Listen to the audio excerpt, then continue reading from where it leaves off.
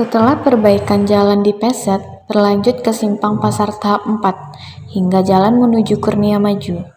Perbaikan jalan ini dibantu oleh PT Bina Pratama Sakato Jaya. Ini lanjutan pembangunan jalan yang di Peset kemarin ya Pak ya? Ya betul ya. Ini yang dikerjain sekarang berapa Pak? Berapa meter Pak? Bukan meter ya, kiloan ya, kilometer kilo. kan ya, kilometer.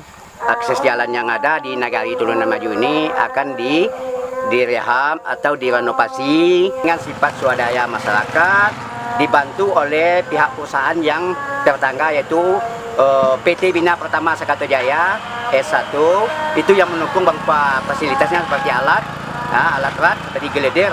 Itu alhamdulillah kami terima kasih kepada Bapak pimpinan PT Bina Pratama Sakato Jaya di Madi telah sudi untuk membantu kami di Nagari Turunan Maju, mengingat ya akses jalan di Nagari Turunan Maju ini bukan main ya, terlalu banyak ya yang dipikirkan oleh pemerintahan Nagari Turunan Maju ya. Rencananya berapa hari ini Pak pengerjaan jalannya?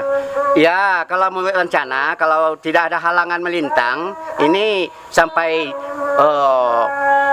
siap semuanya akses jalan yang ada di Nagari Turunan Maju dengan dukung oleh PT Bina Pratama Sakato Jaya. Semangat membangun nagari ya Pak ya? Ya, mau tak mau semangat ya. Itu tanggung jawab moral dari wali negari dan pemerintahan negari, perangkat negari, wali jorong, termasuk lembaga yang ada di nagari seperti lembaga BAMUS di Nagari Turunan Maju ini ikut ya bekerja sama lembaga yang terkait yang ada di Nagari Turunan Maju ini, mengingat ya rasa tanggung jawab di negari ini sangat tinggi ya. Akses jalan terlalu banyak ya. Kalau 1.000 rumah gadang itu ada di Muara Labu ya.